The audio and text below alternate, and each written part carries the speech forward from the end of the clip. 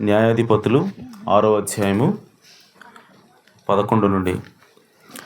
యెహోవా దూత వచ్చి అబీయెజ్రీయుడైన యోవాషునకు కలిగిన ఒఫ్రాలోని మస్తకి వృక్షము క్రింద కూర్చుండెను. యోవాషు కుమారుడైన గిద్యోను మిద్యానీయులకు మరుగయుండునట్లు గానుగ చాటున గోధుమలను దొల్లగొట్టుచుండగా యెహోవా దూత అతనికి కనబడి, పరాక్రమము గల బలాఢ్యుడా, యెహోవా నీకు తోడై ఉన్నాడని అతనితో అనగా, గిద్యోను, చిత్తము నా ఏలినవాడా, యెహోవా మాకు తోడై ఉండిన ఎడల ఇదంతయు మాకేలా సంభవించెను? యెహోవా ఐగుప్తులో నుండి మమ్మను రప్పించినని చెప్పుచు మా పితరులు మాకు వివరించిన ఆయన అద్భుత కార్యములనియు ఏమాయను? యెహోవా మమ్మను విడిచిపెట్టి మిద్యానీయుల చేతికి మమ్మను అప్పగించినని అతనితో చెప్పాను. అంతటా యెహోవా అతని తట్టు తిరిగి, బలము తెచ్చుకుని వెళ్ళి మిద్యానీయుల చేతిలో నుండి ఇశ్రాయేలీయులను రక్షింపుము, నిన్ను పంపినవాడును నేనే అని చెప్పగా, అతడు, చిత్తము నా ఏలినవాడా, దేని సహాయం చేత నేను ఇశ్రాయేలును రక్షింపగలను? నా కుటుంబము మనష్షే గోత్రములో ఎన్నిక లేనిదే. నా పితరుల కుటుంబంలో నేను కనిష్ఠుడనై ఉన్నానని ఆయనతో చెప్పాను. దేవుడు తన పరిశుద్ధ వాక్యమునకు తన ఆశీస్సులు జోడ్చినగాక. అలాగే తల వంచి చిన్న ప్రార్థన చేసుకుందాం. జీవము కలిగిన దేవా, సర్వోన్నతుడా, సర్వశక్తి గల తండ్రి, మీ నోటి మాట చేత సర్వ సృష్టిని సృష్టించావు నాయన. ప్రభువా, ఆ సృష్టిలో భాగమైనటువంటి మేము ఈ సాయంకాల సమయంలో ఇటు రీతిగా మీ సన్నిధిలోకి చేరి, అయా నా తండ్రి, మీ నామాన్ని స్తుతించి ఉండగా, ఘనపరిచి ఉండగా మీరు మా మధ్యలో ఉన్నారని మేము నమ్ముచున్నాం ప్రభువా. ఎందుకంటే ఎక్కడ ఇద్దరు ముగ్గురు కూడుకుని నా నామను ప్రార్థిస్తారో వారి మధ్యలో ఉంటానని వాగ్దానం చేసిన దేవుడు ప్రభువా. అయా, నువ్వు వాగ్దానం చేసి దానిని నెరవేర్చకుండా ఉండే దేవుడు కాదు ప్రభువా. నువ్వు అబద్ధమాడే దేవుడు కాదు నాయన. నువ్వు అబద్ధం ఆడ నేరని దేవుడు అని వాక్యం సెలవిస్తూ ఉన్నది. కనుక ప్రభువా, ఈ సాయంకాల సమయంలో మీరు రంగం మీదకి రండి. ఈ కూటమును ఏర్పాటు చేసినటువంటి మా సహోదరుడు, మీ కుమారుడు ప్రభువా, అయా నోహును, అయా తండ్రి, తన భార్యను, బిడ్డను, తన కుటుంబమును ప్రభువా మీరు దీవించి ఆశీర్వదించమని ప్రార్థిస్తున్నాను తండ్రి. ఎందుకంటే తండ్రి, వాక్యమును ప్రకటించడానికి అయా నా తండ్రి తన పట్ల చేసినటువంటి మేలుకు నాయన కృతజ్ఞత కలిగి ప్రభువా ఈ కూటమును ఏర్పాటు చేసుకుని ఉండగా తన కుటుంబమును దీవించమని ప్రార్థిస్తున్నాను తండ్రి. అలాగే ఈ కూటము నాయన ఇక్కడ చేరి వచ్చిన వారికి ఆశీర్వాదకరంగా ఉండునుగాక ప్రభువా. అలాగే తండ్రి, శబ్దయంత్రం ద్వారా ఎందరైతే వినుచున్నారో వారికి కూడా అది ఆశీర్వాదకరంగా ఉండునుగాక ప్రభువా. ఈ చింతపల్లి గ్రామంలో తండ్రి, జగత్తు పునాది వేయబడక మునిపే మీరు ముందుగా ఎందరైతే చూసి ఉన్నారో ఆ గొర్రెపిల్ల జీవ గ్రంథంలో ఎవరి పేర్లైతే వ్రాయబడి ఉన్నాయో వారిని మీరు ఆకర్షించమని ప్రార్థిస్తున్నాను తండ్రి. అయా, మీరు ఆకర్షించినదే ఎవడు కూడా మీ ఎదుకు రాలేడు ప్రభువా. కనుక మీరే నాయన రంగం మీదకి రండి. అల్పుడును, అయోగ్యుడిని ప్రభువా, ఇక నిలబడిన నేను అయా పాపము నుండి రక్షించబడిన పాపిని తప్ప మరేమీ కాను ప్రభువా. అయా, నేను మాట్లాడితే నా సొంత ఆలోచనలను పెట్టినట్లయితే ఇక్కడ ఎలాంటి ప్రయోజనం ఉండదు. కానీ జీవం కలిగిన దేవా, మీరు రంగం మీదకి రండి. మీరే మా అందరితో మాట్లాడమని, ఈ వాక్యమును విరిచి మాకు వడ్డించమని మా ప్రభువును రక్షకుడునైనా యేసుక్రీస్తు నామములో ప్రార్థించడి వేడుకుంటున్నాను పరమ తండ్రి. ఆమేన్, ఆమేన్. దేవునికి స్తోత్రం. హల్లెలూయా. చాలా మంచిది. మనందరం కూడా మరి దేవుని యొక్క వాక్యాన్ని కొద్దిసేపు విందాం. ఆమేన్. సో చదువుకున్న వాక్య భాగం వచ్చి ఒక చిన్న వర్తమానాన్ని అంశాన్ని తీసుకొని వచ్చాను. అదేంటంటే ఇప్పుడే చదువుకున్నాం మనం 13వ వచనంలో గిద్యోను దేవుని యొక్క దూతతో మాట్లాడుతున్నాడు. ఏమంటున్నాడంటే, చిత్తము నా ఏలినవాడా, యెహోవా మాకు తోడయుండిన ఎడల ఇదంతయు మాకేలా సంభవించెను? యెహోవా ఐగుప్తులో నుండి ఆమేన్ యెహోవా మాకు తోడయుండిన ఎడల ఇదంతయు మాకేలా సంభవించెను? యెహోవా ఐగుప్తులో నుండి మమ్మల్ని రప్పించినని చెప్పుచు మా పితరులు మాకు వివరించిన ఆయన అద్భుత కార్యములు ఏమాయను? హల్లెలూయా. సో ఇక్కడ గిద్యోను ఏం మాట్లాడుతూ ఉన్నాడంటే, దేవుడు మాకు తోడై ఉండిన ఎడల యెహోవా చేసినటువంటి అద్భుత కార్యాలు ఏమైనాయి? ఆమేన్. సో ఇక్కడ పరిస్థితి ఎలా ఉందంటే, ఇశ్రాయేలీలు దేవుని యొక్క వాక్యం నుంచి తప్పిపోయారు. సో దానివలన దేవుడు ఏం చేశాడంటే వాళ్ళని మిద్యానీయులకు అప్పచెప్పాడు. సో మిద్యానీయులు వచ్చి వాళ్ళని చాలా బాధిస్తూ ఉన్నారు. వాళ్ళు వేసిన పంట అంతా కూడా తీసుకుని వెళ్ళిపోతూ ఉన్నారు. వాళ్ళకి కలిగినటువంటి గొర్రెలు కానివ్వండి, గాడిదలు కానివ్వండి, వీటన్నిటిని కూడా మిద్యానీయులు అలాగే అమాలేకీయులు వచ్చి వాళ్ళు ఒక్కసారిగా మిడతల దండులాగా మీదపడి వాళ్ళందరినీ కూడా దోచుకొని వెళ్ళిపోతూ ఉన్నారు. తద్వారా ఇశ్రాయేలీలు చాలా శ్రమలో ఉన్నారు. ఆమేన్. అయితే ఇక్కడ మనం గమనించాల్సిన అంశం ఏంటంటే, అసలు ఇశ్రాయేలీల ప్రజలు ఆ వాగ్దాన భూమిలోకి, ఆ ఇశ్రాయేలు దేశంలోకి ఎలా వచ్చారు? వాళ్ళని తీసుకొచ్చింది ఎవరు? దేవుడే. హల్లెలూయా. వాళ్ళని తీసుకొచ్చింది దేవుడు. వాళ్ళని ఎలా తీసుకొచ్చాడు దేవుడు? అద్భుతాలు చేసి, ఆశ్చర్యకార్యాలు చేసి తీసుకొని వచ్చాడు ఆయన. ఆమేన్. సో అద్భుతాలు చేసి తీసుకొచ్చిన తర్వాత ఇశ్రాయేల్ దేశంలోకి వచ్చిన తర్వాత వాళ్ళకి ఒక కష్టం తర్వాత ఇంకొక కష్టం, ఇంకొక కష్టం తర్వాత ఇంకొక కష్టం, ఇంకా వాళ్ళు శత్రువులు వాళ్ళ మీద దాడి చేయటం, వాళ్ళు దోచుకోవటం, ఇవన్నీ ఒకదాని తర్వాత ఒకటి జరుగుతూ ఉన్నాయి. సో చూడడానికి ఎలా కనపడతా ఉంది అని అంటే, ఇక్కడ దేవుడు తీసుకురావడం తీసుకొచ్చాడు, కానీ తీరా తీసుకొచ్చిన తర్వాత మమ్మల్ని పట్టించుకోవటం మానేసాడు అన్నట్టుగా ఉంది అక్కడ. ఆమేన్. ఇశ్రాయేల్ యొక్క మైండ్ సెట్, వాళ్ళ ఆలోచనలు ఎలా ఉన్నాయి? అద్భుతాలు చేశాడు, ఆశ్చర్యకార్యాలు చేశాడు, మరి ఐగుప్తు దేశంలో తెగుళ్ళు రప్పించాడంట దేవుడు, నీళ్లను రక్తంగా మార్చాడంట, పేలు తీసుకొచ్చాడంట, మిడతలు తీసుకొచ్చాడంట. ఆమేన్. అలాగే చీకటిని తీసుకొచ్చాడంట, అలాగే నీళ్లను రక్తంగా మార్చాడంట. ఇలాంటి గొప్ప అద్భుత కార్యాలు, ఆశ్చర్యకార్యాలు చేశాడంట దేవుడు. సో ఆ విధంగా చేసి ఐగుప్తు దేశం అనేటువంటి బలమైనటువంటి దేశం యొక్క బానిసత్వం నుంచి ఇశ్రాయేలు ప్రజల్ని విడిపించి తీసుకొని వచ్చాడు దేవుడు. హల్లెలూయా. సో ఆయన తీసుకొచ్చినటువంటి విధానం చాలా ఆశ్చర్యకరమైన రీతిలో ఉన్నది. ఆయన అద్భుతాలు చేస్తూ, ఆశ్చర్యకార్యాలు చేస్తూ వాళ్ళని తీసుకొని వచ్చాడు. వాళ్ళని తీసుకొస్తున్నప్పుడు ఆ ఫరో రాజు ఎంతో ప్రతిఘటించాడు. ఇంకో విషయం తెలుసా? ఐగుప్తు దేశం యొక్క రాజ్యం, ఐగుప్తు దేశం యొక్క సైన్యం అనేది అప్పటికి ఆ కాలంలో అదే అత్యంత ఉన్నతమైనది. ఆమేన్. ఈరోజు అమెరికా ఏ విధంగా శక్తివంతమైన దేశమో, ఆ రోజుల్లో ఐగుప్తు అనేది అటువంటిది. సో అటువంటి దేశంలో ఉన్నటువంటి బానిసల్ని విడిపించి తీసుకొని రావడం అంటే సామాన్యమైన విషయం కాదు. ఆమేన్. అయినా సరే దేవుడు అటువంటి బలమైనటువంటి దేశం యొక్క దాస్యత్వం నుంచి ఇశ్రాయేల్ ప్రజల్ని ఆయన బలమైన చేతితో విడిపించి తీసుకొని వచ్చాడు ఆయన. హల్లెలూయా. సో ఆ విధంగా ఆయన తీసుకొని వచ్చినప్పుడు ఎర్ర సముద్రం అంటూ వచ్చింది. దేవుడు ఆ ఎర్ర సముద్రాన్ని పాయలు చేశాడు. ఆ తర్వాత వాళ్ళని అరణ్యంలో నడిపించాడు. అరణ్యంలోకి వచ్చేసరికి వాళ్ళకి నీళ్లు లేవు. సో కాబట్టి దేవుడు ఏం చేశాడంటే, ఒక బండను కొట్టి ఆ బండలోంచి నీళ్ళు ఇచ్చాడు ఆయన. హల్లెలూయా. సో ప్రియ సోదరి సోదరులారా, బండ అంటే అసలు నీళ్లు ఉండడానికి ఎలాంటి అవకాశం లేని ప్రదేశం అది. ఆమె మట్టి తవ్వితే మనకి నీళ్లు పట్టడానికి అవకాశం ఉంటుంది. అది ఎండిపోయినటువంటి మట్టి అయినా సరే, ఎండిపోయినటువంటి భూమి అయినా సరే, దానిలో తవ్వితే నీళ్లు పట్టడానికి ఎంతో కొంత అవకాశం ఉంటుంది. కానీ రాయి, గట్టిగా తయారైనటువంటి రాయి, ఎండిపోయినటువంటి రాయి, దానిలో నీళ్లు ఉండడానికి అసలు అవకాశమే లేదు. ఆమేన్.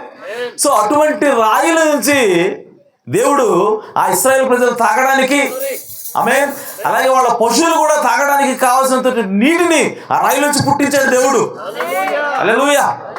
సో అటువంటి గొప్ప అద్భుత కార్యాలు దేవుడు చేశాడు వాళ్ళ మధ్య. ఆమేన్. ఒకసారి కొందరు వచ్చేసరికి వాళ్ళు ఏమంటారంటే, మాకు మాంసం లేదు, ఐగుప్తు దేశంలో ఉన్నప్పుడే మాకు బాగుంది, ఉల్లిపాయలు తిన్నాం, కాకరకాయలు తిన్నాం. ఆమేన్.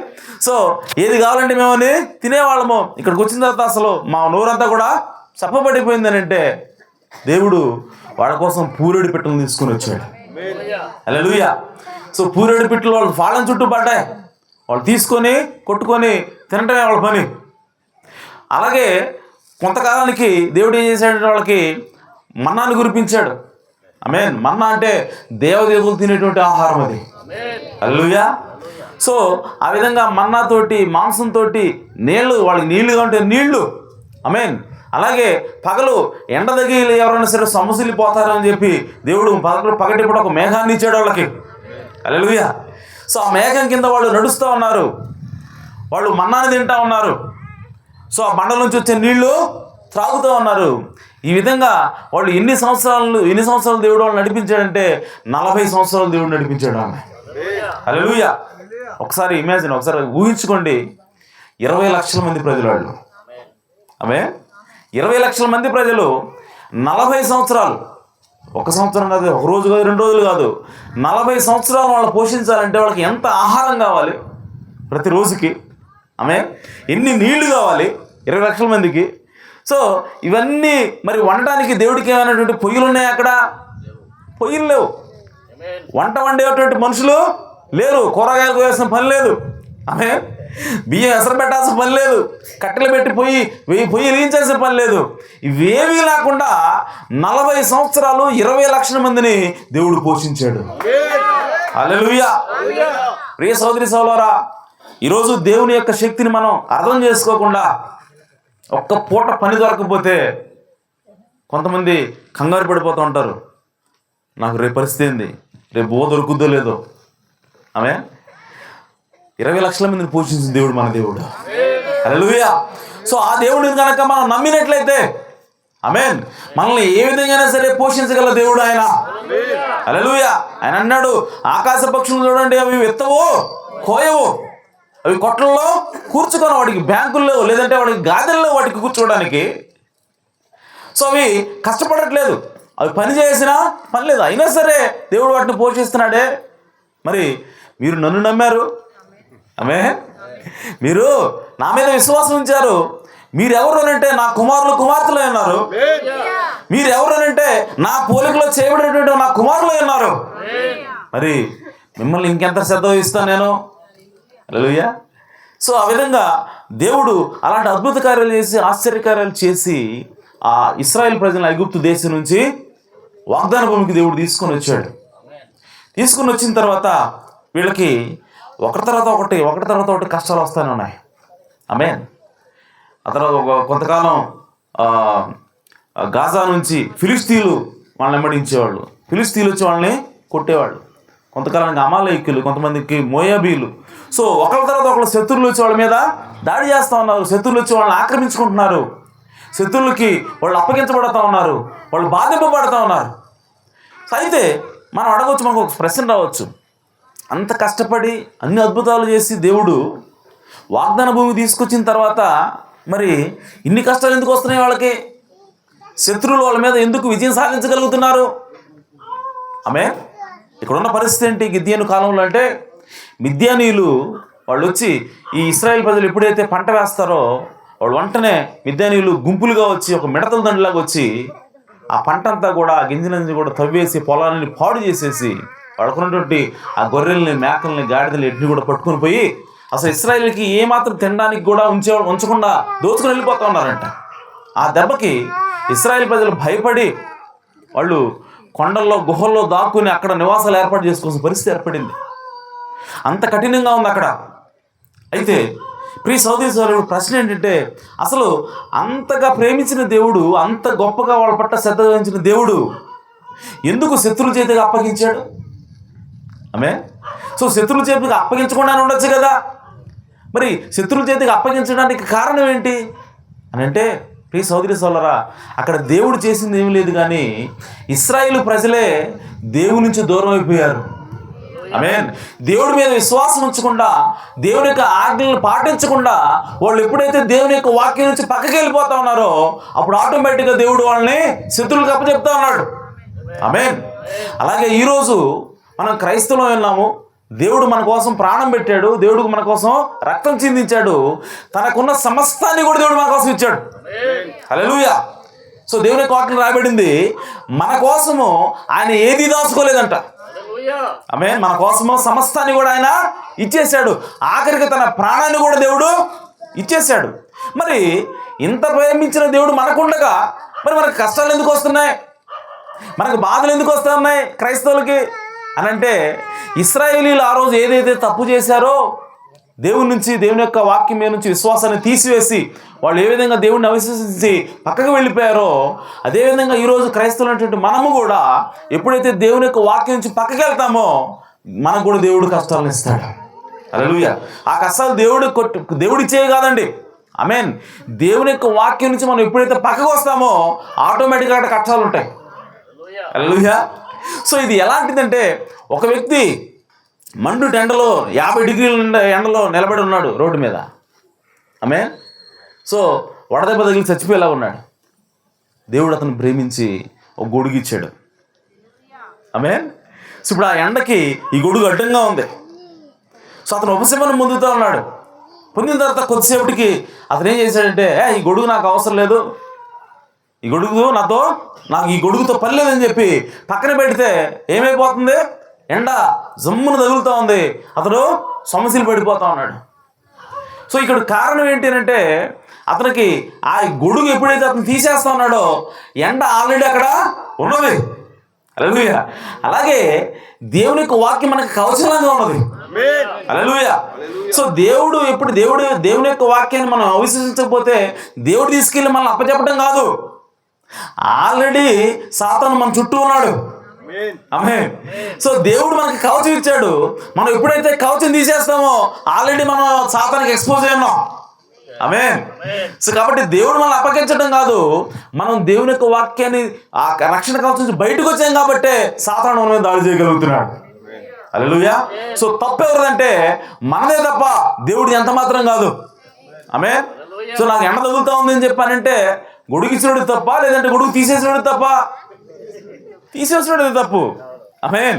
సో కాబట్టి అలాగే దేవుడు ఆల్రెడీ ఆ సాతాను యొక్క బాణాల నుంచి, సాతాను యొక్క అగ్ని నుంచి మనల్ని తప్పించుకోవడం కోసము ఆయన తన వాక్యమైనటువంటి గొడుగును మనకు ఆల్రెడీ ఇచ్చాడు.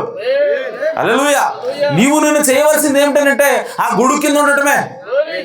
నీవు నేను ఎంతకాలం అయితే ఆ గొడుగు కింద ఉంటామో ఆ సాతాను యొక్క ఆ వేడి కిరణాలను మనం తప్పించుకోగలుగుతాం. ఆమేన్.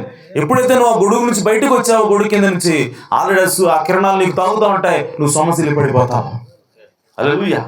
సో ఇశ్రాయేలు పరిస్థితి కూడా, ఇశ్రాయేలు ఎందుకు మాటి మాటికి వాళ్ళ శత్రువులు వాళ్ళ మీద విజయం సాధించగలుగుతున్నారు, ఎందుకు వాళ్ళని బాధించగలుగుతున్నారు అని చెప్పంటే, ఇశ్రాయేలు ప్రజలు దేవుని యొక్క వాక్యం చాటున దాక్కుని ఉండాల్సింది పోయి వాళ్ళు ఏం చేస్తూ ఉన్నారంటే ఆ కవచాన్ని తీసేస్తూ ఉన్నారు.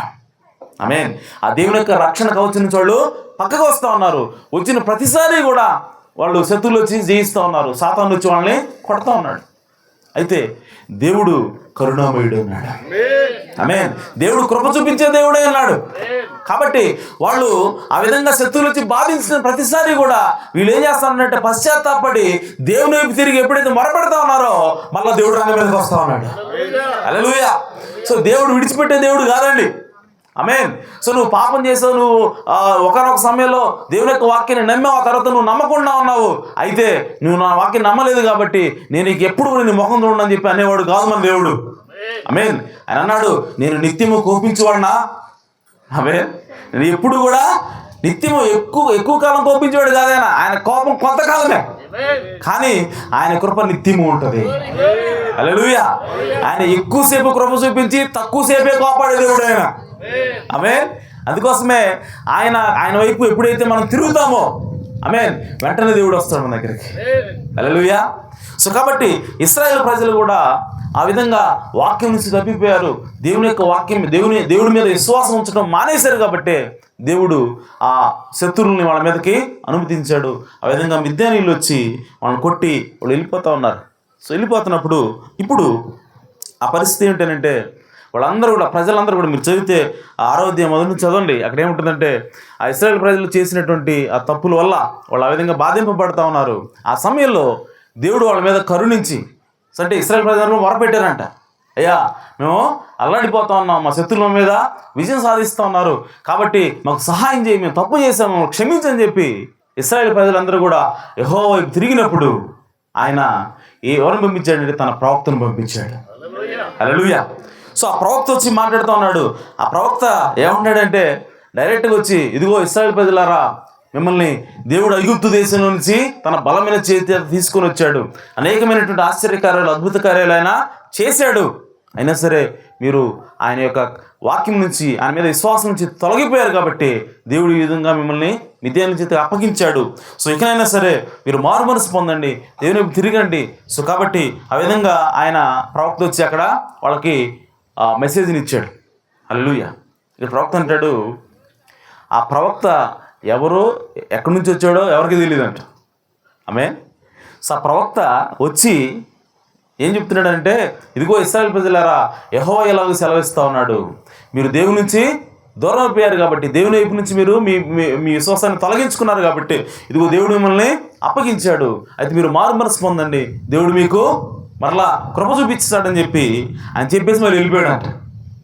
అంటే దేవుని యొక్క ప్రవక్తలు, నిజంగా దేవుని యొక్క సేవకులు ఎలా ఉంటారంటే, వాళ్ళ పేరు ప్రఖ్యాతుల కోసం వాళ్ళు ఇప్పుడు కూడా చూడరండి. ఆమె వాళ్ళ యొక్క విద్వత్తు లేదంటే వాళ్ళ యొక్క గొప్పతనం అందరికీ తెలియాలని చెప్పి వాళ్ళు ఎప్పుడు కూడా ఇంట్రెస్ట్ చూపించరు. వాళ్ళ యొక్క ఇంట్రెస్ట్ ఎప్పుడు ఎల్లప్పుడూ ఏమిటనంటే దేవుని యొక్క వాక్యం మీదనే ఉంటుంది. హల్లెలూయా. సో దేవుని నామాన్ని ఘనపరచడం మాత్రమే వాళ్ళ యొక్క ఏకైక లక్ష్యం ఉంటుంది తప్ప వాళ్ళ యొక్క పేరుని మాకు అందరికీ తెలియాలి, మేము ఎవరో అందరూ తెలుసుకోవాలి, మేము ఎక్కడి నుంచి వచ్చామో అందరూ తెలుసుకోవాలి, నేను ఎన్ని డిగ్రీలు చేశాను అందరూ తెలుసుకోవాలని చెప్పి వాళ్ళు ఎప్పుడు కూడా వాళ్ళ పేరు ప్రఖ్యాతుల కోసం, నిజమైనటువంటి దైవజనులు ఎప్పుడు కూడా వాళ్ళ పేరు ప్రఖ్యాతుల కోసం ఆలోచించరు. కాబట్టి ఆ ప్రవక్త కూడా వచ్చాడు, తన పేరు చెప్పలేదు, తన ఊరు చెప్పలేదు, ఆయన ఎవరో కూడా చెప్పలేదు, ఆయన తల్లిదండ్రులు ఎవరో కూడా ఆయన చెప్పలేదు, వచ్చాడు, మెసేజ్ చెప్పాడు, వెళ్ళిపోయాడు. ఆమేన్. సో ఇప్పుడు ఎప్పుడైతే ప్రవక్త వచ్చి తన యొక్క వర్తమానాన్ని ఇచ్చి వెళ్ళిపోయాడో, ప్రియ సోదరి సోదరులారా, ఇప్పుడు అక్కడికి దేవుని దూత వచ్చింది. హల్లెలూయా. సో ఒక ప్రవక్త యొక్క వర్తమానం తర్వాత ఏమొస్తుందంటే దేవుడే రంగం మీదకి వస్తాడు. ఆమేన్. ఒక ప్రవక్త వచ్చాడు, ఆ ప్రవక్త ద్వారా ఒక వర్తమానం వచ్చిందనంటే, ఒక ప్రజలకు మెసేజ్ వచ్చిందనంటే, ఆ మెసేజ్ తర్వాత వచ్చేది ఎవరంటే దేవుడే ఉన్నాడు. హల్లెలూయా. సో ఎప్పుడైతే ఆ మెసేజ్ ఇచ్చాడో, ఆ మెసేజ్ని ఎవరు వింటున్నారంటే అనేక మంది ప్రజలతో పాటు గిద్యోను కూడా వింటున్నాడంట అక్కడ. హల్లెలూయా. సో గిద్యోను కూడా విని ఇప్పుడు ఆ గిద్యోను దగ్గరికి దేవుని దూత వచ్చింది. ఆమేన్. సో ఆ గిద్యోను ఆ గానుగు చాటున గోధుల్ని దొల్లగొడతా ఉన్నప్పుడు ఇప్పుడు దేవుని దూత వచ్చింది. వచ్చి ఆడ కూర్చొని చెట్టు కింద ఆయన ఏమంటాడంటే, ఇదిగో పరాక్రమ గల బలాఢ్యుడా, హల్లెలూయా, పరాక్రమ గల బలాఢ్యుడా, యెహోవా నీకు తోడై ఉన్నాడు అని అతనితో అనగా. ఆమేన్. దేవుని దూత ఏం చెప్తుందంటే, యెహోవా నీకు తోడై ఉన్నాడు. హల్లెలూయా. మిద్యానీయులు వచ్చి దోచుకొని పోతున్నారు, ఈ దూత ఏమంటుంది, యెహోవా నీకు తోడై ఉన్నాడు. హల్లెలూయా. వాళ్ళ శత్రువులు వచ్చి వాళ్ళని జయిస్తూ ఉన్నారు, ఇబ్బందులు పెడతా ఉన్నారు, దూత వచ్చి ఏమంటుంది, నీకు దేవుడు తోడై ఉన్నాడు. హల్లెలూయా. మనకు కూడా రోగాలు వస్తూ ఉంటాయి, ఆమేన్, కష్టాలు వస్తూ ఉంటాయి, అయినా సరే మనకి దేవుడు తోడు ఉన్నాడు. హల్లెలూయా. ప్రియ సోదరి సోదరులారా, చూడండి, షడ్రక్ మెషక్ అబేద్నెగోలు ఉన్నారు. ఓకే. సో షడ్రక్ మెషక్ అబేద్నెగోలు ఎప్పుడైతే దేవుని యొక్క వాక్యాన్ని విశ్వసించారో వాళ్ళ పట్ల, వాళ్ళ పక్షాన దేవుడు ఉన్నాడు, వాళ్ళకు తోడుగా దేవుడు ఉన్నాడు. కానీ ఆ రాజు ఏం చేశాడంటే వాళ్ళని పిలిచి, నేను నిలబెట్టినటువంటి ప్రతిమకి మీరు ఎందుకు మొక్కలేదు అని విచారణ చేస్తున్నప్పుడు వాళ్ళకు దేవుడు తోడుగా ఉన్నాడు. హల్లెలూయా. ఆ తర్వాత 7 అగ్నిగుండాన్ని 7 చేయండి అని చెప్పి అన్నప్పుడు దేవుడు వాళ్ళకు తోడుగానే ఉన్నాడు. ఆమేన్. అలాగే వాళ్ళ అగ్నిగుండాన్ని వాళ్ళని అగ్నిగుండం తీసుకెళ్ళడానికి వాళ్ళ కాళ్ళు చేతులు కడుతున్నప్పుడు కూడా దేవుడు వాళ్ళకు తోడుగానే ఉన్నాడు. హల్లెలూయా. వాళ్ళని నడిపిస్తున్నప్పుడు అగ్నిగుండంలోకి దేవుడు వాళ్ళకి తోడుగానే ఉన్నాడు. కానీ ఎలా కనపడుతుంది అక్కడ? దేవుడు తోడు లేనట్టుగా కనపడతా ఉంది. దేవుడు ఎక్కడున్నాడు, మమ్మల్ని చూస్తున్నాడా లేదా అన్నట్టుగా ఉంది, కానీ వాళ్ళతో దేవుడు ఉన్నాడు. హల్లెలూయా. సో ఆ విషయం ఎప్పుడు తెలిసింది, ఎక్కడ తెలిసిందనంటే, వాళ్ళు ఎప్పుడైతే ఆ అగ్నిగుండంలోకి ప్రవేశించారో వెంటనే 3 వేస్తే 4వ వ్యక్తి అక్కడికి ఉన్నాడు. హల్లెలూయా. సో దేవుడే 4వ వ్యక్తిగా అక్కడికి వచ్చి ఆ అగ్నిగుండంలో ఉన్నటువంటి ఆ వేడిని అంతటిని కూడా తీసేసాడంట. ఆమేన్. తీసేసి ఆ అగ్నిగుండాన్ని ఏసీగా చేశాడంట ఆయన. హల్లెలూయా. ఏసీ గోడలుగా మార్చేసాడంట ఆయన. ఆమేన్. సో అప్పుడు వాళ్ళకి అర్థమైంది, దేవుడు మాతో ఉన్నాడు. ఆమేన్. సో మనకి కష్టాలు రావచ్చు, బాధలు రావచ్చు, ఇవన్నీ రావచ్చు. ప్రియ సోదరి సోదరులారా, వాటన్నింటిలో కూడా దేవుడు మనకు తోడుగా ఉన్నాడు. హల్లెలూయా. కాకపోతే మనము వాటిని గమనించట్లేదు అంతే. ఆమేన్. అయితే ప్రియ సోదరి సోదరులారా, ఇక్కడ ఈ గిద్యోను అలాగే ఆ ప్రజలందరూ కూడా కష్టాలు పడుతున్నప్పుడు కూడా ఇప్పుడు దేవదూత ఏమంటున్నాడంటే, యెహోవా నీకు తోడై ఉన్నాడు. ఆమేన్. సో అప్పుడు గిద్యోను ఒక క్వశ్చన్ అడుగుతున్నాడు, ఏంటంటే, చిత్తము నాయుల్ని వాడా, యెహోవా మాకు తోడై ఉండిన యెడల ఇదంతయు మాకేలా సంభవించను, ఈ కష్టాలన్నీ, ఈ బాధలన్నీ మాకు ఎలా వచ్చాయి దేవుడు మాకు తోడుంటే ఇవన్నీ రాకూడదు కదా. ఆమేన్. మా శత్రువులు మా మీద విజయం సాధించకూడదు కదా. మరి ఎలా ఇది జరుగుతూ ఉంది? నువ్వు వచ్చేమో దేవుడు మాకు తోడే ఉన్నాడు అంటున్నావు, మరి ఈ కష్టాలు వచ్చినాయి, ఈ శత్రువులు మా మీద ఎలా జయించగలుగుతున్నారు దేవుడు మాకు తోడే ఉంటే? ఆమేన్. అప్పుడు ఇంకా ఆయన అంటున్నాడు, యెహోవా ఐగుప్తులో నుండి మమ్మల్ని రప్పించినని చెప్పుచు మా పితరులు మాకు వివరించినట్టు ఆయన అద్భుత కార్యములు ఏమాయను. హల్లెలూయా. సో మా పితరులు ఎప్పటి నుంచో చెప్తా ఉన్నారు, ఐగుప్తు దేశం నుంచి దేవుడే మనల్ని తీసుకొచ్చాడు అబ్బాయి. సో అక్కడ అద్భుత కార్యాలు చేశాడు, ఆశ్చర్యకార్యాలు చేశాడు, మన దేవుడు చాలా గొప్ప దేవుడు అని మా పితరులు చెప్తా ఉన్నారు. అయితే నేను పుట్టింది మొదలుకొని ఇప్పుడు నాకు 50 సంవత్సరాలు వచ్చాయి, ఇంతవరకు కూడా నా దేవుడు వచ్చి ఇక్కడ ఒక అద్భుత కార్యం చేసినట్టుగా నేను చూడలేదు. ఆమేన్. సో నువ్వు వచ్చేమో దేవుడు నీకు తోడే ఉన్నాడు అంటున్నావు, ఇది ఎలా సాధ్యం? హల్లెలూయా. ప్రియ సోదరి సోదరులారా, అదే ప్రశ్న ఇప్పుడు మనం కూడా అడగవచ్చు. ఆమేన్. సో మనము దేవుని నమ్మాం, దేవుని స్వీకరించాం, యేసుక్రీస్తుని నమ్మాం, ఆయన రక్షకుడని అంగీకరించాం. అయినా సరే మన జీవితంలో ఇంకా బాధలు ఎందుకు వస్తూ ఉన్నాయి, ఇంకా కష్టాలు ఎందుకు వస్తూ ఉన్నాయి? మన జీవితంలో, మన కుటుంబంలో మరి ఆదరణ లేకుండా, మన కుటుంబంలో నెమ్మది లేకుండా, శాంతి లేకుండా ఎందుకు ఉన్నది? ఆమేన్. మన కుటుంబాల్లో భర్తలు ఇంకా తాగుబోతులుగా ఎందుకున్నారు? మన కుటుంబంలో పిల్లలు పనికిరాని ఎందుకు తయారయ్యారు? ఇవన్నీ కూడా మనం క్రీస్తుని నమ్ముతున్నప్పటికీ ఇవన్నీ మనకు ఎందుకు సంభవిస్తూ ఉన్నాయి? హల్లెలూయా. సో యేసుక్రీస్తుని అనుకరిస్తే, యేసుక్రీస్తుని మనం వెంబడిస్తే, యేసుక్రీస్తుని మనం నమ్మితే ఇవన్నీ కూడా ఉండకూడదు కదా. ఆమేన్. సో దేవుడు మనకి అద్భుతాలు చేయాలి కదా, ఆశ్చర్యకార్యాలు చేయాలి కదా. అవన్నీ ఏమైనాయి? గిద్యోను ఆ విధంగా అడుగుతూ ఉన్నాడు. ప్రియ సోదరి సోదరులారా, నిజమే కదా. దేవుడు తోడుగా ఉంటే దేవుడు ఆశ్చర్యకార్యాలు చేసే దేవుడు కాబట్టి ఆయన ఆశ్చర్యకార్యాలు ఎప్పటికప్పుడు కనపడతా ఉండాలా. ఆమేన్. కానీ కనపడట్లేదు అక్కడ. దానికి కారణం ఏంటి అని చెప్పంటే, ప్రియ సోదరి సోదరులారా, దేవుడు ఎప్పుడు కూడా వాళ్ళకి తోడుగానే ఉన్నాడు. ఆమేన్. సూర్యుడు ఎప్పుడు కూడా అక్కడే ఉంటాడు. హల్లెలూయా. ప్రవక్త అంటాడు, ఆదాము మీద ఉదయించిన సూర్యుడు, హల్లెలూయా, ఆదాము మీద ఉదయించిన సూర్యుడే ఓకే మోషే మీద కూడా ఉదయించాడంట. హల్లెలూయా. సో మోషే మీద ఉంచిన అదే సూర్యుడు ఆమేన్ యేసుక్రీస్తు కాలంలో కూడా ఉన్నాడంట. హల్లెలూయా. యేసుక్రీస్తు కాలంలో ఉన్న సూర్యుడే ఇప్పుడు మనం చూస్తున్నాం. ఆమేన్. సూర్యుడు మారాడా? మారలేదు. సూర్యుడు ఎప్పుడు మారలా, సూర్యుడు ఎప్పుడు అక్కడే ఉన్నాడు. కానీ సూర్యుడిని అన్ని సమయాల్లో మనం చూడలేకపోతున్నాం. ఆమేన్. పట్టపగలే మనకి ఒకసారి కనపడ్డాం, ఎందుకని మధ్యలో మేఘాలు అడ్డు వస్తూ ఉన్నాయి. హల్లెలూయా. సో మేఘాలు అడ్డు వచ్చినంత మాత్రాన అక్కడ సూర్యుడు లేడని కాదు. హల్లెలూయా. అలాగే ఈరోజు మన జీవితంలో ఎలా ఉన్నాయంటే, నీతి సూర్యుడు అయినటువంటి యేసుక్రీస్తు మనకు తోడుగా ఉన్నప్పటికీ, ఆమేన్, ఆ నీతి సూర్యుడు ఎక్కడ ఏడి మా జీవితాల్లో ఇటువంటి కష్టాలు ఎందుకు వస్తాయని మాకు తోడుంటే అన్నట్టుగా ఉన్న పరిస్థితి. హల్లెలూయా. కానీ యేసుక్రీస్తు నీకు కనబడకుండా, యేసుక్రీస్తు యొక్క శక్తి నీకు కనబడకుండా, నీ జీవితంలో అనుభవించకుండా అడ్డుకుంటుంది ఏమిటి అని అంటే, నీ పాపం అనేటువంటి మేఘం అడ్డుకుంటా ఉంది. హల్లెలూయా. నీ అవిశ్వాసం అనేటువంటి మేఘం అడ్డుకుంటా ఉన్నది. ఆమేన్. నీ యొక్క స్వార్థం అనేటువంటి మేఘం అడ్డుకుంటా ఉన్నది. కాబట్టి యేసుక్రీస్తు యొక్క శక్తిని, యేసుక్రీస్తు యొక్క అద్భుత కార్యాలు చేసేటువంటి శక్తిని నీ జీవితంలో, నీ కుటుంబంలో మనం అనుభవించలేకపోతా ఉన్నాం. అంతే తప్ప యేసుక్రీస్తు అక్కడ లేడుని కాదని అర్థం. హల్లెలూయా. సూర్యుడు ఏ విధంగా మారకుండా ఆయన ఎప్పుడు ఒకేలాగా ఉన్నాడో, అలాగే యేసుక్రీస్తు కూడా నిన్న నేడు నిరంతరం ఏకరీతిగా ఉన్న దేవుడు ఆయన. హల్లెలూయా. ఆయన నిన్న ఎలా ఉన్నాడో ఈరోజు అలా ఉంటాడు, రేపు కూడా అలాగే ఉంటాడు.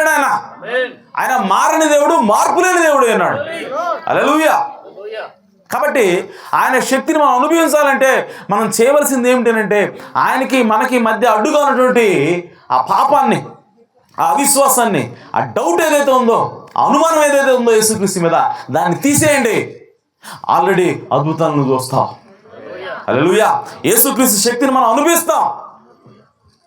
కాబట్టి ఇశ్రాయేలు ప్రజలు ఎప్పుడైతే ఆ అడ్డును తొలగించారో, ఆమేన్, వాళ్ళు ఎప్పుడైతే దేవుని వైపు తిరిగి, అయ్యా మేము తప్పు చేసాం, మేము పాపం చేసాం, నీకు వ్యతిరేకంగా మేము పాపం చేశాం, మమ్మల్ని క్షమించని చెప్పి ఇశ్రాయేలు ప్రజలు ఆ మిద్యానీయుల బాధకు తట్టుకోలేక ఎప్పుడైతే దేవుని తిరిగి దేవునికి వాళ్ళకి మధ్య ఉన్నటువంటి ఆ పాపాన్ని, ఆ మేఘాన్ని ఎప్పుడైతే అడ్డు తొలగించారో దేవుడు వచ్చేసాడు అక్కడికి. హల్లెలూయా. వచ్చేమంటాడంటే దేవుడు నీకు తోడే ఉన్నాడు అంటున్నాడు. హల్లెలూయా.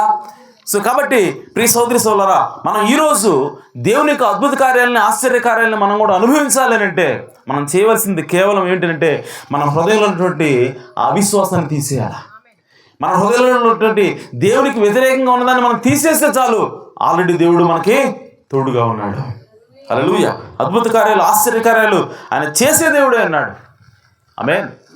ఈరోజు మనం ఆ కార్యాలను చూడాలంటే ప్రియ సోదరి సోదరులారా, మనం ఏం చేయాలంటే దేవుని యొక్క వాక్యాన్ని నమ్మవలసినది. ఆమేన్. సో దేవుని యొక్క వాక్యాన్ని నమ్మి దాని ప్రకారం ఎప్పుడైతే మనం జీవిస్తామో దేవుడు మన జీవితంలో అద్భుత కార్యాలు చేయడానికి సిద్ధంగా ఉన్నాడు ఆయన. హల్లెలూయా. అంతే కదా. గిద్యోను ఎప్పుడైతే దేవుని యొక్క మాటకు లోబడి, ఆమేన్, సో ఆ ప్రవక్త చెప్పిన మాటకు లోబడి ఎప్పుడైతే దేవుని వైపు తిరిగాడో వెంటనే దేవుడు రంగం మీదకి వచ్చాడు. హల్లెలూయా. సో నోహు దగ్గరికి దేవుడు ఒకరోజు వచ్చాడు. వచ్చి, నోహు, ఇదిగో నేను ఈ భూమి మీదకి వర్షాన్ని రప్పించబోతా ఉన్నాను. ఆమేన్. ఈ భూమిని జలప్రళయంతో నేను నాశనం చేయబోతా ఉన్నాను. కాబట్టి నీ కొరకు, నీ కుటుంబం కొరకు ఒక ఓడను సిద్ధం చేసుకో అని దేవుడు చెప్పినప్పుడు ప్రియ సోదరి సోదరులారా, మీకు తెలుసా అప్పటి వరకు భూమి మీద వర్షమే పడలేదండి. ఆమేన్. వర్షం పడటం అనేది అద్భుతం. వర్షం పడటం అనేది ఆశ్చర్యకార్యం. ఆ అద్భుతం జరిగింది నోహు జీవితంలో. ఆమేన్. సో అది ఎప్పుడు జరిగిందనంటే నోహు ఎప్పుడైతే ఆ మాటకు లోబడ్డాడో, దేవుడు చెప్పినటువంటి ఆ మాటను నమ్మాడో, అంత మాత్రమే కాదు దాని ప్రకారం జీవించాడంట నోహు. హల్లెలూయా. సో దేవుడు చెప్పినటువంటి మాటను నమ్మి దేవుడు ఏదైతే చెప్పాడో అలాగా తన జీవితాన్ని జీవించాడంట ఆయన. దేవుడు ఏం చెప్పాడు? వర్షం పడుద్ది, నువ్వు నమ్ము అన్నాడు. అయ్యా నేను నమ్ముతున్నా అన్నాడు. ఆమేన్. అప్పుడు దేవుడు ఏమన్నాడంటే ఓడగొట్టుకో అన్నాడు. హల్లెలూయా. సో ఇప్పుడు నోహు దేవుని యొక్క మాటని, అది విరుద్ధంగా ఉంది, అది ప్రకృతికి విరుద్ధంగా ఉంది, అది ఆశ్చర్యకారం, అది జరుగుతుందంటే ఎవరు కూడా నమ్మలేరు. కానీ నోహు ఏం చేశాడంటే దాన్ని నమ్మాడు. హల్లెలూయా. ఎందుకంటే అది దేవుని మాట కనుక. ఆమేన్. సో దేవుని మాటను ఎప్పుడైతే నమ్మాడో నోహు, ఇప్పుడు ఆ మాట ప్రకారం జీవిస్తా ఉన్నాడంట. ఆమేన్. ఏంటనంటే నువ్వు ఓడ కట్టుకో అన్నాడు ఆయన. సో ఇప్పుడు నోహు ఓడను కడతా ఉన్నాడు. సో ఓడను పూర్తి చేశాడు. పూర్తి చేసిన తర్వాత ఇప్పుడు వర్షం రావడం ప్రారంభమైంది. ఆమేన్. అద్భుతాన్ని దేవుడు చేశాడు. అలాగే ఈరోజు మన జీవితంలో కూడా అద్భుతాన్ని చూడాలంటే, మన జీవితంలో కూడా ఆశ్చర్యకార్యాలని చూడాలంటే, దేవుని శక్తిని మనం అనుభవించాలంటే మన జీవితాల్లో, మన కుటుంబాల్లో మనం కూడా దేవుని యొక్క మాటను నమ్మాలా, దాని ప్రకారం మనం జీవించాలి. దేవుడు ఛాలెంజ్ చేస్తున్నాడు, నా మాట విని దాని ప్రకారం జీవించేవాడి దగ్గర నేను వస్తాను అంటాడు ఆయన. నా మాటలు మీ యందును మీరు నా యందును నిలిచి నీడలా మీకు ఏది ఇష్టమో అడగండి నేను ఇస్తాను అంటాడు ఆయన. హల్లెలూయా. కాబట్టి దేవుని యొక్క వాక్యం పట్ల మనం విశ్వాసించినప్పుడు ఆయన అద్భుతం చేయడానికి సిద్ధంగా ఉన్నాడు. హల్లెలూయా. షడ్రక్ మెషక్ అబేద్నెగోలు కూడా దేవుని యొక్క మాట ప్రకారం నమ్మారు, దాని ప్రకారం జీవించారు వాళ్ళు. హల్లెలూయా. కాబట్టి ఆ అగ్నిగుండం చల్లార్చబడేటువంటి అద్భుతాన్ని వాళ్ళు రుచి చూశారు. అగ్నిగుండంలోకి వెళ్ళిన తర్వాత మాడకుండా ఉంటాడా? కానీ వాళ్ళు మాడకుండా బయటకు వచ్చారు. అది అద్భుతం. సో అద్భుతం ఎందుకు జరిగింది, దేనివల్ల జరిగింది, దాని వెనకాలన్నటువంటి ప్రిన్సిపల్ ఏంటి అని అంటే, అద్భుతం జరగడానికి ముందుగా వాళ్ళు ఏం చేశారంటే దేవుని మాటను నమ్మారు. హల్లెలూయా. సో దాని ప్రకారం వాళ్ళు జీవించారు కాబట్టి ఆ అద్భుతాన్ని దేవుడు వాళ్ళ జీవితంలో చేశాడు. అలాగే దానియేలు కాలంలో కూడా రాజు ఒక ఆజ్ఞ జారీ చేశాడు. నేను నిలబెట్టినటువంటి బొమ్మకు తప్ప ఏ బొమ్మకు కూడా మీరు మొక్కకూడదు, ఏ దేవుడికి కూడా మీరు ప్రార్థన చేయకూడదు అని చెప్పి ఆజ్ఞను జారీ చేసి, ఎవడైనా సరే ఈ ఆజ్ఞను ధిక్కరిస్తే వాళ్ళని సింహాల ఊళ్ళో వేస్తామని చెప్పి ఆయన ఆజ్ఞను జారీ చేశాడు. అయితే దానియేలు ఆ ఆజ్ఞ కాదు కానీ దేవుని ఆజ్ఞను ఫాలో అయ్యాడు ఆయన. హల్లెలూయా. సో రాజు మాటకు కాదు దేవుని మాటకి లోబడ్డాడు దానియేలు. హల్లెలూయా. సో ఆ మాటకు లోబడి యెహోవా దేవుడికి తప్ప నేను ఎవరికి కూడా ప్రార్థన చేయను, ప్రార్థన చేయకుండా నేను మానను అని చెప్పి నన్ను సింహాల బోన్లో వేసినా సరే ఆమేన్, నేను మాత్రం నా దేవుడి మాట ప్రకారం జీవిస్తా. నేను మాత్రం నా దేవుని మాట నేను నమ్ముతా అని చెప్పి దానియేలు ప్రార్థన చేయడం ప్రారంభించాడు. ఆ విషయాన్ని తెలుసుకున్నారు అధికారులు. అసలు వాళ్ళు ఆ ప్లాన్ వేసింది దానియేలుని పట్టుకోవడం కోసం. హల్లెలూయా. సో కాబట్టి వచ్చారు, పట్టుకున్నారు, రాజు ముందుకు నిలబెట్టారు. ఇదిగో మీ మాటను ధిక్కరించాడు, మీ ఆజ్ఞను ధిక్కరించాడు దానియేలు. మీరు నిలబెట్టిన బొమ్మకు కాకుండా ఇంకొక దేవుడికి ఏదైనా ప్రార్థన చేస్తున్నాడు, మేము రెడ్ హ్యాండెడ్ పట్టుకున్నాం అంటే దానియేలు భయపడకుండా ఒప్పుకున్నాడు. అవును, నేను నా దేవుడికి ప్రార్థన చేస్తా ఉన్నాను. అయితే నా మాట ప్రకారం, ఆజ్ఞ ప్రకారంగా అందుకు రాజుకి ఇష్టం లేదు, అయినా సరే సింహాసనంలో తీసుకొచ్చేసారు. అయితే ప్రియ సోదరి సోదరులారా, సింహాల నోళ్ళను మూసాడు దేవుడు. హల్లెలూయా. ప్రవక్త అంటాడు, ఆ సింహాల బోన్ల దగ్గరికి వచ్చేసరికి అవి బాగా ఆకలితోనే అంట. సింహాలకు ఎలా వేస్తారు? ఎవరిని తీసుకెళ్ళేసేటప్పటికి వాటికి 2-3 రోజులు అన్నం పెట్టనంట, ఆహారం పెట్టనంట వాటికి. సో ఎప్పుడైతే ఆ మనిషిని తీసుకొచ్చి ఆ సింహాల బోన్లో వేస్తారో, ఆ మనిషి పైనుంచి కింద పడేలోపి పట్టుకుని కొరికి చింపేస్తాయి. అంత ఆకలితో ఉండేవి. అయితే ఆకలితో ఉన్నాయి, ఎదురు చూస్తున్నాయి, ఎవరు వస్తారో తినేద్దాం, ఆకలితో తిరుగుతూ ఉన్నాయి. ఈలోపు అక్కడికి దానియేలుని విసిరేశారు. సింహం అంటేటయ్యా, ఎవరో వస్తారనుకుంటే నువ్వు వచ్చావా నాయన? ఆమేన్. మా ఆకలిని తీర్చుకుందామంటే నువ్వు వచ్చావా? ఎందుకంటే వాటి నోటి మీద కత్తి పెట్టున్నాయంట దేవదూతలు. ఆమేన్. ఇదిగో ఈయన దేవుని యొక్క ప్రవక్త అయినాడు, దేవుని మాట నమ్మిన ప్రవక్తేనా, దేవుని మాట ప్రకారంగా జీవించాడు. కాబట్టి దేవుడు మాకు ఆజ్ఞ ఇచ్చాడు, ఆ సింహాలు నోరు తెరవకుండా వాటిని ముయ్యమని. కాబట్టి నోరు తెరిచావా సింహాన్ని తల కట్టేయబద్దని చెప్పి ఆ సింహాల మీద, ఆ నోటి మీద కత్తులు పెట్టున్నాయంట దేవదూతలు. అందుకోసం సైలెంట్గా నోరు మూసుకొని ఉన్నాయి. ఆమేన్. సో కాబట్టి అద్భుతం జరిగింది అక్కడ.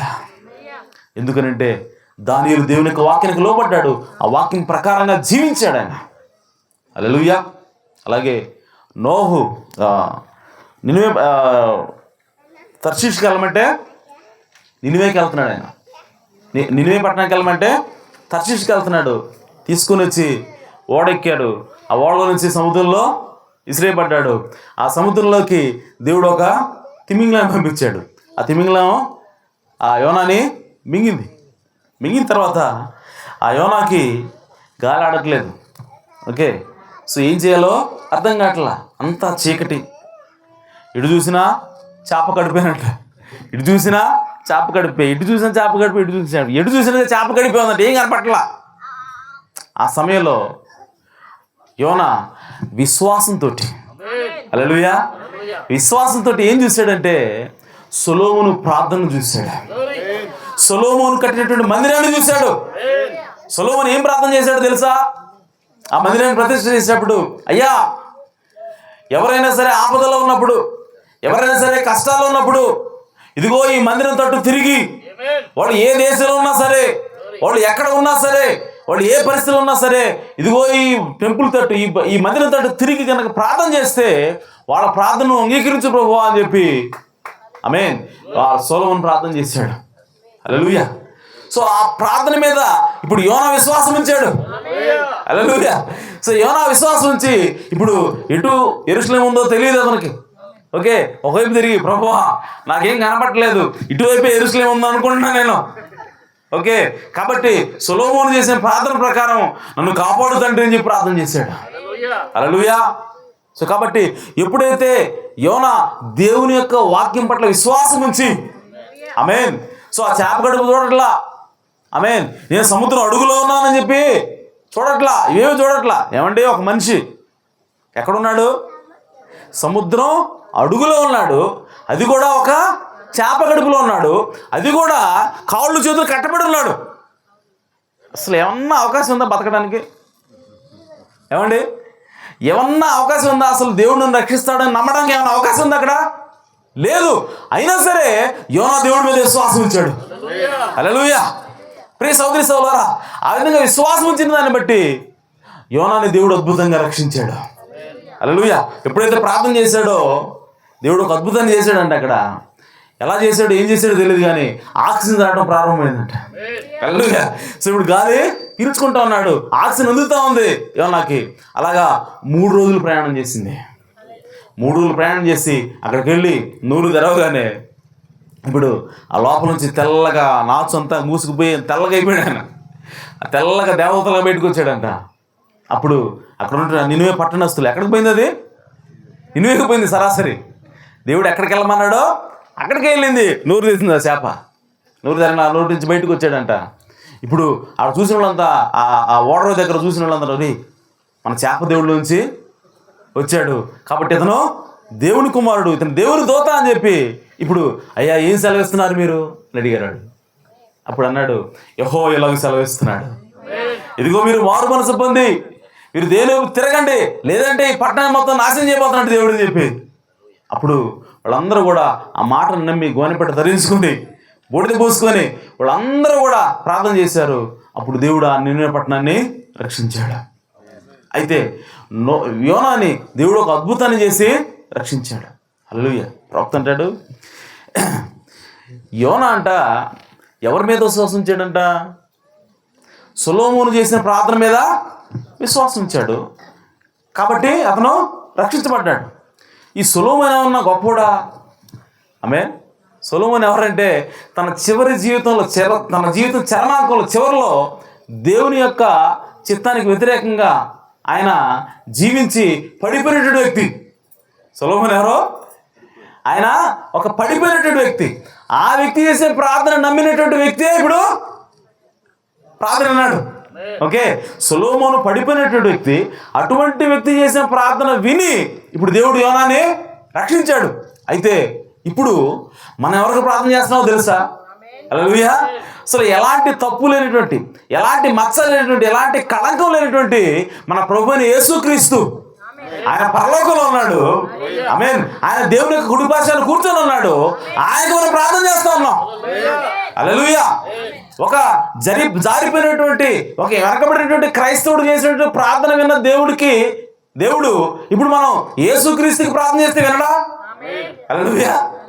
సో బ్యాక్ సైడ్ అంటే దాని ఏమంటే వెనక జారిపోయినటువంటి సొలొమోను చేసిన ప్రార్థన అన్నాడు కదా దేవుడు. ఆమేన్. మరి యేసుక్రీస్తు మనం ప్రార్థన చేస్తే దేవుడు వింటాడు. హల్లెలూయా. కాబట్టి మనం చేయవలసింది ఏంటంటే మనం నమ్మాలి. ఫస్ట్ దేవుని యొక్క మాటని నమ్మాలి.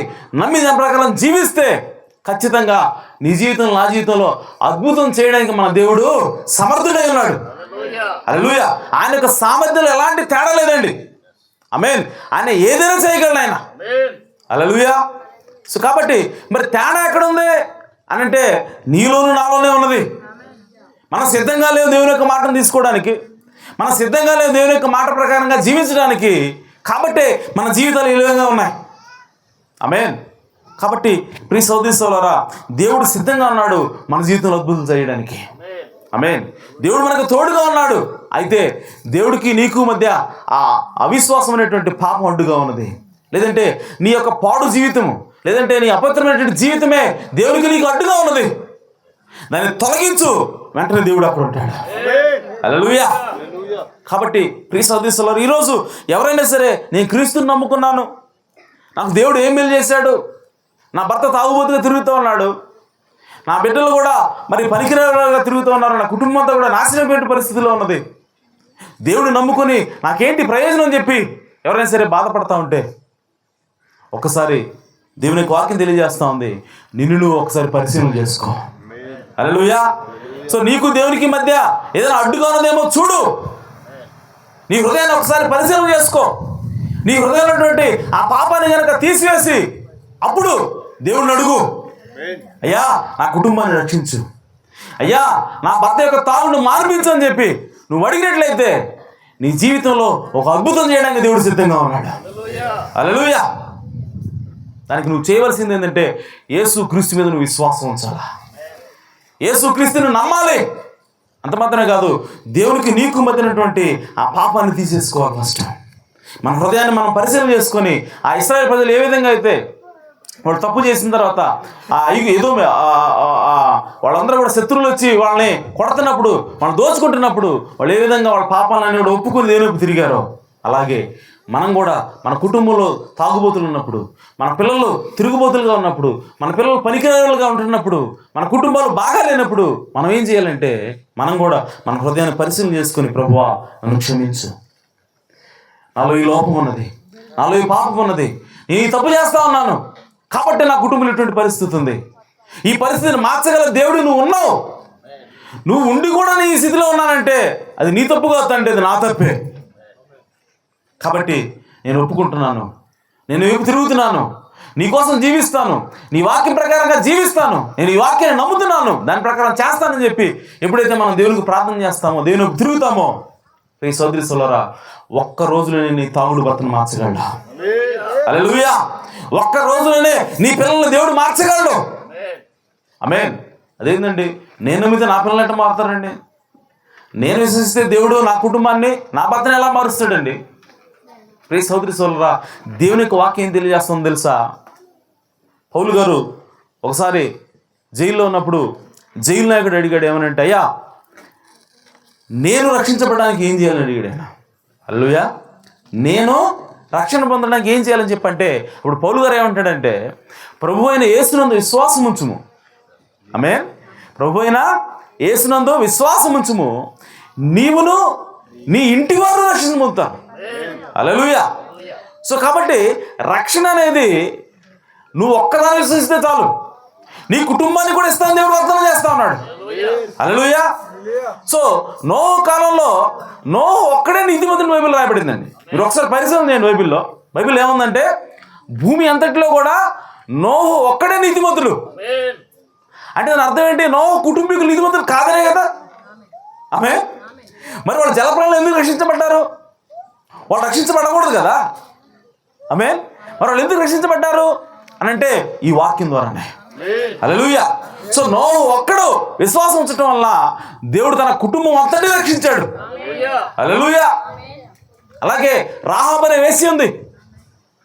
రాహాబు అనే వేసికి అక్కడ ఉన్నటువంటి ఇశ్రాయేలు యొక్క వేగు చూసేవాళ్ళు వచ్చారు, స్పైస్ వచ్చారు. వచ్చి, అమ్మా ఇదిగో నువ్వు మమ్మల్ని చేర్చుకున్నావు కాబట్టి, యెహోవా మీద, యెహోవా నామం మీద నువ్వు విశ్వాసం ఉంచావు కాబట్టి, ఇదిగో నిన్ను మేము రక్షిస్తాం అని చెప్పి వాళ్ళు ఏమన్నారంటే, నువ్వు ఒక్కదానివే కాదు, నీ కుటుంబంలో ఉన్న వాళ్ళందరినీ తీసుకొని పెట్టు అక్కడ. హల్లెలూయా.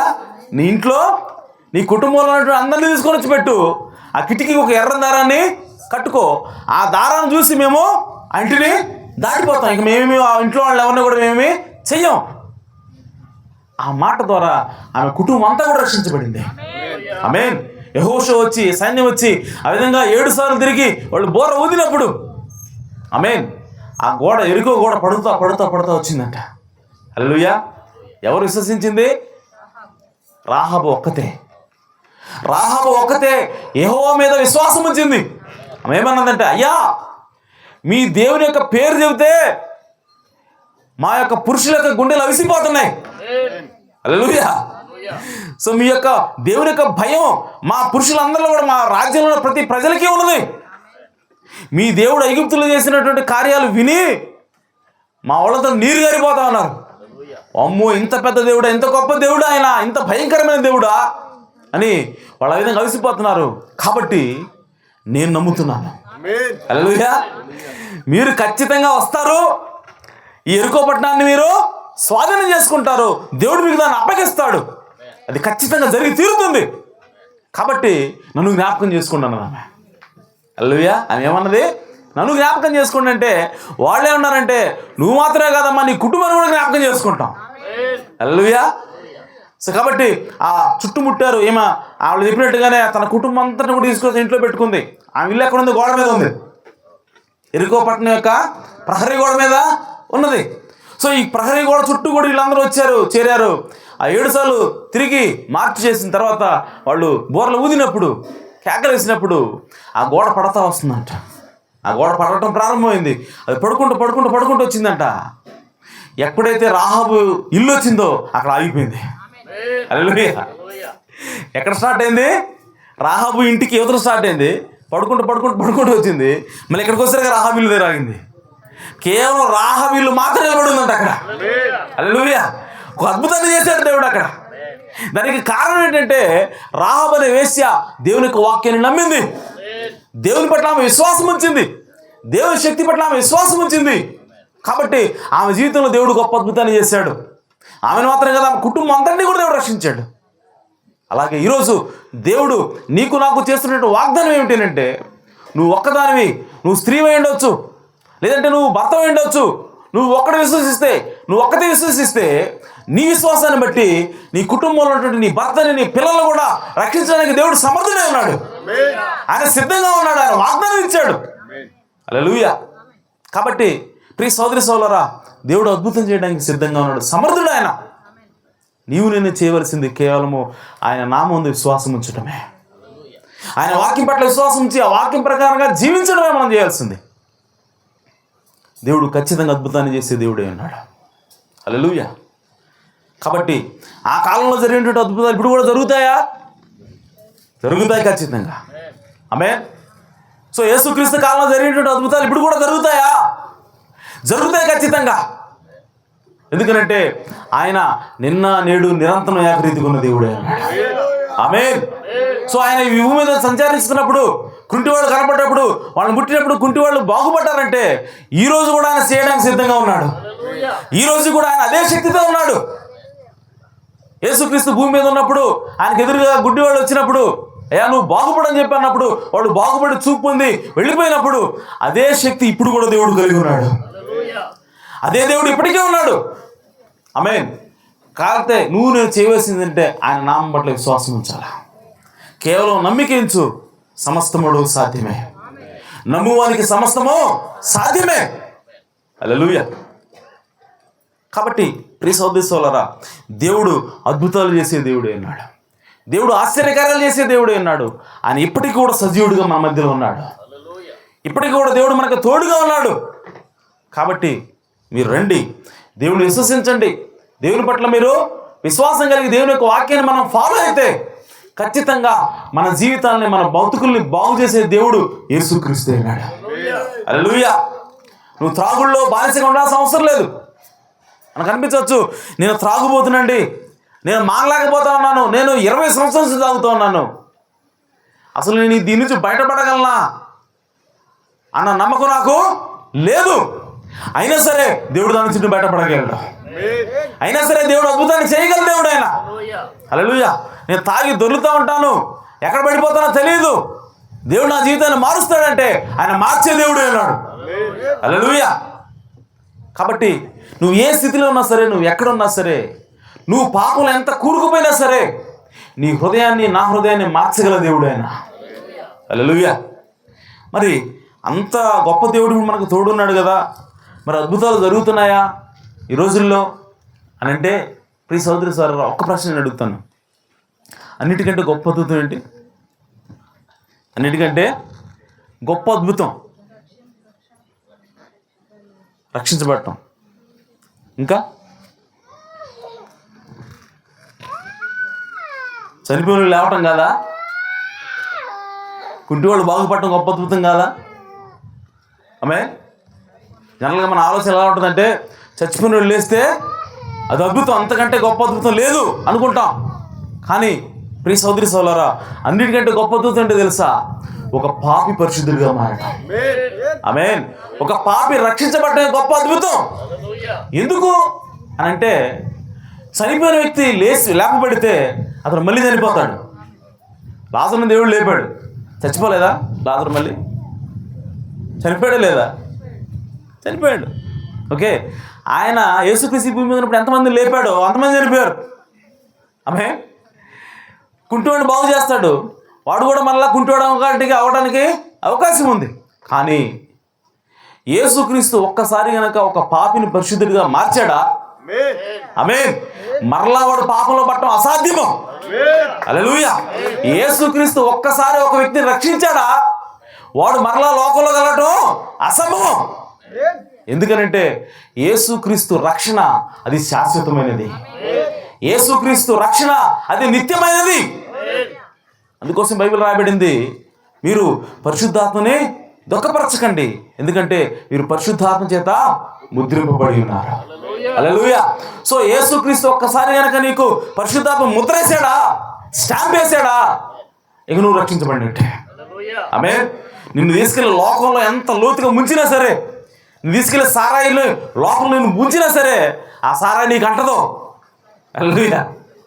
నువ్వు తీసుకెళ్ళి వేసల్లో పడుకోబెట్టినా సరే, నువ్వు వేసే సాంకేతమో చెయ్యవు.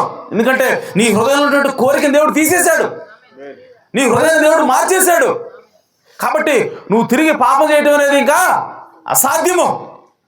ఎందుకంటే దేవుడు చేసినటువంటి కార్యం అది శాశ్వతమైనది, ఎప్పటికీ నిలిచి ఉండేది. అది హల్లెలూయా. అది అసలైనటువంటి గొప్ప అద్భుతమైనది. కాబట్టి ఈరోజు ప్రియ సోదరి సహోదరులారా, దేవుడు మన జీవితాలన్నింటినీ కూడా మార్చడానికి ఆయన సిద్ధంగా ఉన్నాడు. మన హృదయాలను మార్చడానికి సిద్ధంగా ఉన్నాడు. మన పాపాన్ని తీసివేసి మన జీవితంలో ఒక అద్భుతంగా మనల్ని చేయడానికి ఆయన సిద్ధంగా ఉన్నాడు. హల్లెలూయా. దేవుడు మన జీవితంలో అద్భుతాలు చేయటం కాదు, మనమే ఒక అద్భుతంగా ఉంటున్నాం. హల్లెలూయా. మనమే ఒక అద్భుతంగా మారాల్సిన సమయం ఇది. హల్లెలూయా. కాబట్టి మన జీవితంలో అద్భుతాలు చేసినా సరే మనం పడిపోవచ్చేమో, కానీ మన జీవితం ఒక అద్భుతంగా ఉంటే ఆమేన్, అది ఎప్పటికీ కూడా మారదండి ఇక. హల్లెలూయా. కాబట్టి అటువంటి గొప్ప దేవుని మనం కలిగి ఉన్నాం. అయినా సరే మనం నిరాశలో ఉంటున్నాం, నిస్పృహంలో ఉంటున్నాం. నా బ్రతుకు ఇంతేనేమో, నా కుటుంబం ఇంతేనేమో, నా పరిస్థితి ఇంతేనేమో అని చెప్పి అనుకుంటున్నాం. అలా ఉండాల్సిన అవసరం లేనే లేదు. నీకు దేవుడు వాక్యాన్ని ఇచ్చాడు. ఆమేన్. ఆ వాక్యం అన్నిటికంటే శక్తి కలిగింది. ఈ లోకంలో దేవుని యొక్క వాక్యం కంటే శక్తి కలిగింది ఏది లేదు. హల్లెలూయా. మన జీవితాలను మార్చేటువంటి శక్తి దేవుని యొక్క వాక్యానికి ఉన్నది. ఆమేన్. కాబట్టి మన పాపాన్ని తీసుకోగలుగుతుంది, మన హృదయాన్ని మార్చగలుగుతుంది, మన జీవితాలని మన కుటుంబాలని చక్కదిద్దగలుగుతుంది దేవుని యొక్క వాక్యము. ఆమేన్. కాబట్టి మన జీవితంలో అద్భుతాలు జరగాలంటే, మన జీవితాలు బాగుపడాలంటే మనం చేయవలసింది కేవలం ఒకే ఒక్క పని. అదేమిటంటే దేవుని యొక్క వాక్యాన్ని నమ్మాలా. హల్లెలూయా. సో దేవుని యొక్క వాక్యాన్ని నమ్మి దాని ప్రకారం జీవిద్దాం. ఖచ్చితంగా దేవుడు మన జీవితంలో అద్భుతం చేస్తాడు. అంత మాత్రమే కాదు, మనల్నే ఒక అద్భుతంగా భావిస్తాడు ఆయన. హల్లెలూయా. కాబట్టి ప్రియ సోదరి సోదరులారా, ఈ మాటను జ్ఞాపకం చేసుకుందాం, ఇవన్నీ కూడా గుర్తుంచుకుందాం. మనం ఒకవేళ మన పరిస్థితులను బట్టి మనం అనుకోవచ్చు, ఇక నా భర్త మారడేమో, నా భార్య మారదేమో, నా బిడ్డలు మారడేమో అని చెప్పి అనుకోవచ్చు. ఈరోజు ఈ రాత్రే నువ్వు దేవుని దగ్గరికి వెళ్ళు. మోకాళ్ళ మీద దేవుని దగ్గరికి వెళ్ళి దేవుని అడుగు, తండ్రి నా కుటుంబంలో ఇలాంటి పరిస్థితులు ఉన్నాయి, నా కుటుంబంలో తాగుబోతులు భర్త ఉన్నాడు, నా బిడ్డలు తిరుగుబోతులుగా ఉన్నారు, నా బిడ్డలు పాడైపోతూ ఉన్నారు, వాళ్ళ పట్ల చాలా బాధ కలిగి ఉన్నారు. అయితే వాళ్ళు మారటానికి అవకాశం ఉంది కదా, నువ్వు దేవుడు కదా, నువ్వు మార్చగలగవు ప్రభువా, నేను నమ్ముతున్నాను. ఇదిగో నా కుటుంబం ఈ విధంగా కావడానికి ఒకవేళ నేను చేసిన పాపాలే కారణమేమో, నేను చేసిన తప్పిదాలే కారణమేమో, అవి నేను ఒప్పుకుంటున్నానని చెప్పి ఈరోజు రాత్రి దేవుని దగ్గరికి వెళ్దాం. ఆమేన్. సో దేవుని దగ్గరికి వెళితే ఖచ్చితంగా దేవుడు మన మొర ఆలకించే దేవుడే ఉన్నాడు. దేవుడు మన మొర ఆలకించి మన దగ్గరికి వచ్చే దేవుడే ఉన్నాడు. ఆయన మనతో మాట్లాడే దేవుడే ఉన్నాడు. మన జీవితాన్ని మార్చగలిగే దేవుడే ఉన్నాడు. హల్లెలూయా. కాబట్టి ప్రియ సోదరి సోదరులారా, దేవుని యొక్క వాక్యాన్ని నమ్ముదాం, ఆ వాక్యం ప్రకారంగా జీవిద్దాం. దేవుని యొక్క శక్తిని మనం అనుభవిద్దాం. దేవుడు ఈ మాటలు మన ఇంట్లో దీవించును గాక. హల్లెలూయా.